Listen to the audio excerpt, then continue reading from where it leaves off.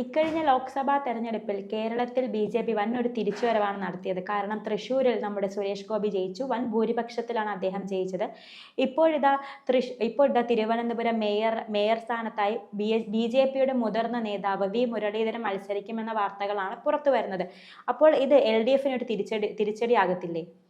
എൽ.ഡി.എഫിന് തിരിച്ചടിയാണ്. കാരണം വർഷങ്ങളായി തന്നെ എൽ.ഡി.എഫിൻ്റെ കയ്യിലിരിക്കുന്ന ഒരു കോർപ്പറേഷനാണ് തിരുവനന്തപുരം കോർപ്പറേഷൻ. അവിടെ തുടർച്ചയായി തന്നെ നാം നോക്കിയാൽ ഇപ്പോൾ പല നേതാക്കളും CPM-ൻ്റെ പല മുതിർന്ന നേതാക്കളും ഈ തിരുവനന്തപുരം കോർപ്പറേഷനിൽ മേയറായിരുന്നു. ഇപ്പോൾ ശിവൻകുട്ടി ആയാലും പ്രശാന്ത് ആയാലും ഇപ്പോൾ അവരുടെ എല്ലാ യുവ നേതാവുണ്ടല്ലോ ആര്യ രാജേന്ദ്രനായാലും ഇപ്പോൾ ജില്ലാ കമ്മിറ്റിയിലെല്ലാം ഉൾപ്പെടുത്തിയിട്ടുണ്ട്. അത് അങ്ങനെ ഒരു ഉൾപ്പെടുത്തൽ എല്ലാവരും ഞെട്ടിയിരിക്കുകയാണ്. എങ്ങനെയാണ് അതോ ഇനി കണ്ണൂരിലും കാണുന്നതുണ്ട്, ഏറ്റവും കരുത്തുള്ള നേതാക്കളെയാണ് അവർ മുന്നോട്ട് വളർത്തിക്കൊണ്ടുവരുന്നത്. അത്തരത്തിലൊരു കരുത്ത് കാണിച്ചതാണോ എന്ന്, റോഡിൽ ബസ് തടഞ്ഞ് കരുത്ത് കാണിച്ചത് കൊണ്ടാണോ അദ്ദേഹത്തെ, ആ സ്ത്രീയെ, ആ യുവതിയെ ഈ ജില്ലാ കമ്മിറ്റിയിൽ ഉൾപ്പെടുത്തിയതെന്ന് എല്ലാവരും സംശയമാണ്. അതിനിടയിലാണ് BJP-യുടെ ഭാഗത്ത് നിന്നും കാര്യത്തിലേക്ക് വരികയാണെങ്കിൽ കഴിഞ്ഞ ലോക്സഭാ തെരഞ്ഞെടുപ്പിൽ അജിന് സൂചിപ്പിച്ചതുപോലെ തന്നെ വലിയ മുന്നേറ്റം ഉണ്ടാക്കി. തൃശ്ശൂരും അതോടൊപ്പം തന്നെ തൃശ്ശൂരിൽ സീറ്റ് നേടുന്നു. തിരുവനന്തപുരത്ത് 2 ലോക്സഭാ മണ്ഡലങ്ങളുണ്ട്. അത് തിരുവനന്തപുരം ആറ്റിങ്ങലാണ്. ആ 2 ലോക്സഭാ മണ്ഡലങ്ങളിലും 3 ലക്ഷം വോട്ടാണ് BJP നേടിയിരിക്കുന്നത്. അത് CPM-ന് പോലും ആ വോട്ടിലേക്ക് എത്താൻ കഴിഞ്ഞിട്ടില്ല. കാരണം ഈ തിരുവനന്തപുരം നിയമസഭാ മണ്ഡലങ്ങളിൽ ശശി തരൂരിനെതിരെ CPM മത്സരിച്ചപ്പോൾ അവർക്ക് ഒരു 2.5 ലക്ഷം വോട്ട് മാത്രമാണ് ലഭിച്ചിട്ടുള്ളത്. BJP-ക്ക് അത് 3-ലേക്ക് എത്തിക്കാൻ കഴിഞ്ഞിട്ടുണ്ട്. ആറ്റിങ്ങലിൽ 3 പാർട്ടികളും തുല്യമായി 3 ലക്ഷം വോട്ട് നേടിയിട്ടുണ്ട്. അങ്ങനെ ത്രികോണ മത്സരം നടന്ന മണ്ഡലത്തിലും BJP-ക്ക് 3 ലക്ഷം വോട്ടുണ്ട്. അങ്ങനെ കൃത്യമായി തന്നെ ഈ തിരുവനന്തപുരം ജില്ലയിൽ 6 ലക്ഷത്തിലധികം വോട്ടുള്ള ഒരു പാർട്ടിയാണ്. ആ പാർട്ടിക്ക് തന്നെ അതിനുശേഷം നടന്ന പല ചർച്ചകളിലും BJP-യുടെ തീരുമാനമായിരുന്നു തൃശ്ശൂരും അതോടൊപ്പം തന്നെ തിരുവനന്തപുരം കോർപ്പറേഷൻ പിടിക്കുക എന്നത്. തൃശ്ശൂർ കോർപ്പറേഷനെ സംബന്ധിച്ച് BJP-ക്ക് അവിടെ 7-8 സീറ്റ് മാത്രമേ ഉള്ളൂ. അവിടെ ഇനി വളർച്ച ഉണ്ടാക്കി വരണം എന്നതാണ്. അത് ചിലപ്പോൾ സാധിക്കും. കാരണം അവിടെ ചരിത്രത്തിൽ ആദ്യമായി ഒരു MP കിട്ടിയ സ്ഥലമാണല്ലോ. പ്രത്യേകിച്ച് സുരേഷ് ഗോപി തന്നെ അവിടെ കേന്ദ്രീകരിച്ച് പ്രവർത്തിക്കുന്നത് കൊണ്ട് തൃശ്ശൂരിൽ സാധ്യത കാണാം. പക്ഷേ നാം കൃത്യമായി സാധ്യത കാണുന്നത് തിരുവനന്തപുരത്താണ്. കാരണം വർഷങ്ങളായി തന്നെ, പല തെരഞ്ഞെടുപ്പുകളായി തന്നെ BJP-ക്ക് വലിയ സ്വാധീനമുള്ള ഒരു മണ്ഡലമാണ് തിരുവനന്തപുരം. കഴിഞ്ഞ 2014 ലോക്സഭാ തെരഞ്ഞെടുപ്പിലായാലും വെറും 16,000 വോട്ടിനാണ് അന്ന് രാജഗോപാൽ ശശി തരൂരിനോട് അവസാന ഘട്ടത്തിൽ പരാജയപ്പെടുന്നത്. പിന്നീട് വന്ന 2016 നിയമസഭാ തെരഞ്ഞെടുപ്പിലാണ് ചരിത്രത്തിൽ ആദ്യമായി BJP-ക്ക് ഒരു MLA ലഭിക്കുന്നത്. അത് ഈ തിരുവനന്തപുരത്തെ നിയമമണ്ഡലത്തിൽ നിന്നാണ്. പിന്നീട് 2019 ഈ ലോക്സഭാ തെരഞ്ഞെടുപ്പിൽ ഈ ലോക്സഭയിൽ ഉണ്ടായ മുന്നേറ്റം 2019 ആവർത്തിക്കുന്നു. അത് അന്ന് കുമ്മനമായിരുന്നു മത്സരിക്കുന്നത്. കുമ്മനം ശശി തരൂരിനുമായി മത്സരത്തിൽ വലിയ വോട്ട് നേടുകയാണ്. പിന്നീട് 2024 ഉണ്ടായി. 2024 ശശി തരൂർ അവസാന ഘട്ടത്തിലാണ് വിജയിച്ചു കയറുന്ന ഒരു അവസ്ഥ ഉണ്ടായത്.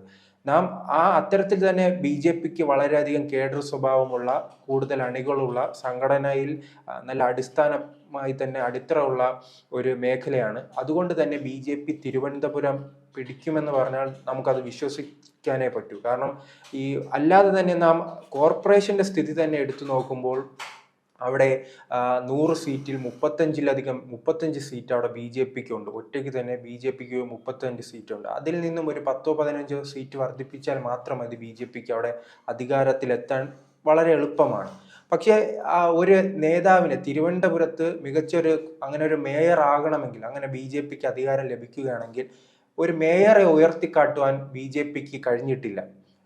പക്ഷെ അതിനൊരു പരിഹാരമായാണ് ഇപ്പോൾ ഈ മുരളീധരന്റെ മുതിർന്ന നേതാവാണ്, BJP-യുടെ മുതിർന്ന നേതാവാണ്, സംസ്ഥാന പ്രസിഡന്റായിരുന്നു, കേന്ദ്രമന്ത്രിയായിരുന്നു, MP ആയിരുന്നു. അതോടൊപ്പം തന്നെ കഴക്കൂട്ട മണ്ഡലത്തിൽ മുൻപ് മത്സരിച്ചു. 2016 മത്സരിച്ച് വലിയ മുന്നേറ്റം ഉണ്ടാക്കാൻ കഴിഞ്ഞു. അവിടെ 2-ാം സ്ഥാനത്തെത്തിയിരുന്നു.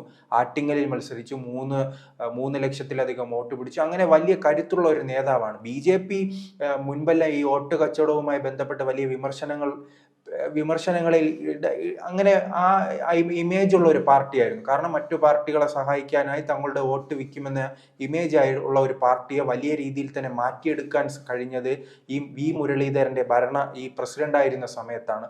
അതുകൊണ്ട് തന്നെ അദ്ദേഹത്തെ ഉയർത്തിക്കാട്ടി ഈ കോർപ്പറേഷൻ പിടിക്കാനുള്ള ശ്രമമാണ് ഇപ്പോൾ BJP നടത്തി വരുന്നത്. അതോടൊപ്പം തന്നെ വർഷങ്ങൾക്ക് മുൻപ് ഈ അമിത്ഷാ എല്ലാം പ്രസിഡന്റ്, BJPയുടെ ദേശീയ പ്രസിഡന്റായ അമിത്ഷാ എല്ലാം ഇരിക്കുന്ന സമയത്ത് കേരളത്തിലൊരു മീറ്റിംഗ് കൂടിയിരുന്നു. ആ മീറ്റിംഗിൽ എടുത്തൊരു തീരുമാനമായിരുന്നു പ്രമുഖരായ നേതാക്കൾ, സംസ്ഥാന ലെവലിലോ കേന്ദ്ര ലെവലിലോ അറിയപ്പെടുന്ന ഒരു നേതാക്കൾ, പ്രത്യേകിച്ച് അന്ന് കുമ്മനവും രാജഗോപാലും ഉൾപ്പെടെയുള്ള നേതാക്കളുണ്ടായിരുന്നു. അങ്ങനെ അതിലേതെങ്കിലും അറിയപ്പെടുന്ന ഒരു നേതാവിനെ ഈ കോർപ്പറേഷനിൽ നിർത്തി വിജയിപ്പിക്കുക. അങ്ങനെ കോർപ്പറേഷൻ പിടിച്ച ശേഷം തിരുവനന്തപുരം ജില്ലയിൽ ആകെ വളരുക എന്നതായിരുന്നു അന്ന് BJPയുടെ അമിത്ഷായുടെ നിർദ്ദേശം. പിന്നെ അത് നടപ്പിലാക്കാനൊന്നും കഴിഞ്ഞിട്ടില്ല. കഴിഞ്ഞ തവണ പക്ഷേ ഈ ജില്ലാ സംസ്ഥാന സെക്രട്ടറി ആയിരുന്ന VB രാജേഷിനെ ഈ ലക്ഷ്യം വെച്ച് പൂജപ്പുര വാർഡിൽ മത്സരിപ്പിച്ചിരുന്നു. പക്ഷെ BJPക്ക് മുൻപുള്ള തെരഞ്ഞെടുപ്പിൽ 2015 തെരഞ്ഞെടുപ്പിൽ 35 സീറ്റ് ഉണ്ടായിരുന്നു.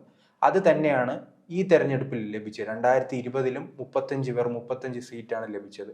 അത് എന്തായാലും ഈ തെരഞ്ഞെടുപ്പിൽ മുരളീധരൻ വരുന്നതോടുകൂടി തന്നെ ഒരു 10-15 സീറ്റ് അധികം നേടി അധികാരത്തിൽ എത്താൻ കഴിയുമെന്നാണ് BJP പ്രതീക്ഷിക്കുന്നത്. പ്രത്യേകിച്ച് അതിനുള്ള അനുകൂല സാഹചര്യങ്ങളുമുണ്ട്. കാരണം ഇതിനു മുൻപുള്ള 2015 തെരഞ്ഞെടുപ്പിൽ 35 സീറ്റ് ഉണ്ടായിരുന്നു. അപ്പോൾ ആ 35 അടുത്ത് വരുന്ന തെരഞ്ഞെടുപ്പിൽ ഈ 35-ൽ 10 സീറ്റ് നഷ്ടപ്പെടുകയാണ്. എന്നിട്ടാണ് 10 സീറ്റ് പിടിച്ചെടുത്തത്. അങ്ങനെ ഇപ്പോഴുള്ള സീറ്റും നഷ്ടപ്പെട്ട സീറ്റും BJPക്ക് കൃത്യമായി പിടിച്ചെടുക്കാൻ കഴിയുകയാണെങ്കിൽ BJPക്ക് അധികാരത്തിൽ വരാം. അതോടൊപ്പം തന്നെ ഈ കഴിഞ്ഞ ലോക്സഭയുടെ കണക്കെടുത്ത് നോക്കുകയാണെങ്കിൽ രാജീവ് മത്സരിച്ച അതുണ്ടല്ലോ, അതും ഈ കോർപ്പറേഷനുമായി നാം താരതമ്യം ചെയ്യുകയാണെങ്കിൽ 60-70 സീറ്റിലധികം BJP ലീഡാണ്. ഈ രാജീവ് ചന്ദ്രശേഖർ മത്സരിച്ച ആ കണക്ക് നോക്കുകയാണെങ്കിൽ ഒരു 60-70 സീറ്റിൽ BJP ഇപ്പോഴും ലീഡ് പിടിച്ചിട്ടുണ്ട്. അപ്പോൾ ആ ലീഡ് നിലനിർത്താൻ കഴിയുകയാണെങ്കിൽ BJPക്ക് വീണ്ടും ചരിത്രത്തിൽ ആദ്യമായി കേരളത്തിൽ ഒരു കോർപ്പറേഷൻ നേടാൻ കഴിയും. അതോടൊപ്പം തന്നെ ഈ BJPയുടെ ശക്തി കേന്ദ്രം നിയമസഭാ മണ്ഡലങ്ങളും അവർ പ്രധാനമായി തന്നെ ലക്ഷ്യമിടുന്നു. അങ്ങനെ കോർപ്പറേഷൻ പിടിക്കുകയാണെങ്കിൽ BJPക്ക് ഈ തിരുവനന്തപുരത്തെ തന്നെ നേമം, അതോടൊപ്പം തന്നെ വട്ടിയൂർക്കാവ്, കഴക്കൂട്ടം, തിരുവനന്തപുരം മണ്ഡലങ്ങളിൽ വലിയ സ്വാധീനം ചെലുത്താൻ കഴിയും. കാരണം ഈ 4 മണ്ഡലങ്ങൾ ചേരുന്നതാണ്, പിന്നെ കോവളത്തെ ചില മണ്ഡലങ്ങളും ചേരുന്നതാണ് ഈ തിരുവനന്തപുരം കോർപ്പറേഷന്റെ ഭൂപ്രകൃതി. ആ രീതിയിലാണ് ഈ മണ്ഡലം രൂപീകരിച്ചിരിക്കുന്നത്. അങ്ങനെ BJPക്ക് ഈ കോർപ്പറേഷനിൽ ഈ മേയറെ ലഭിക്കുകയാണെങ്കിൽ മറ്റ് ഈ നിയമസഭാ മണ്ഡലങ്ങളിലേക്കും മുന്നേറ്റം കാഴ്ചവെക്കാൻ പറ്റും. അതിൻ്റെ കൃത്യമായ ഒരു ഇടപെടലാണ് മുരളീധരനിലൂടെ BJP ലക്ഷ്യം വയ്ക്കുക. മുരളീധരൻ ഞാൻ മുൻപ് സൂചിപ്പിച്ചതുപോലെ തന്നെ ഏൽപ്പിക്കുന്ന എല്ലാ പ്രവർത്തനങ്ങളിലും വിജയം കണ്ടെത്തുന്ന ഒരു വ്യക്തിയാണ്. അദ്ദേഹം കേന്ദ്രമന്ത്രി ആയിരുന്നപ്പോൾ പോലും നാം കണ്ടതാണ്, പല നിർണായകമായ ഇടപെടലുകളും നടത്തുന്നു. കാരണം മലയാളികൾ പല സ്ഥലങ്ങളിലും, കാരണം മലയാളികൾ എപ്പോഴും വിദേശ രാജ്യങ്ങളുമായി ബന്ധപ്പെട്ട് നിൽക്കുന്നവരാണല്ലോ. ഇവിടെയുള്ള വിദ്യാർത്ഥികൾ വിദേശ രാജ്യങ്ങളിൽ പഠിക്കാൻ പോകും.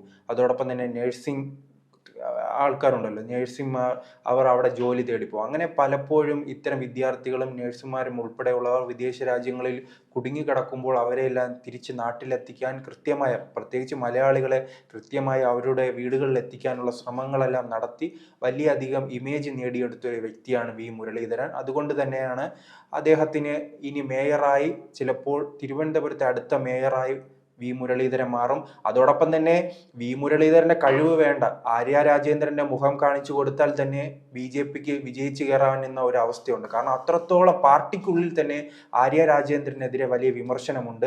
നേരത്തെ ജില്ലാ സമ്മേളനത്തിൽ പറഞ്ഞായിരുന്നല്ലോ, ആര്യ രാജേന്ദ്രനെ മേയറാക്കിയത് സമ്പൂർണ്ണ പരാജയമായ ഒരു തീരുമാനമായിരുന്നു എന്ന്. അല്ലെ, അതാണ്.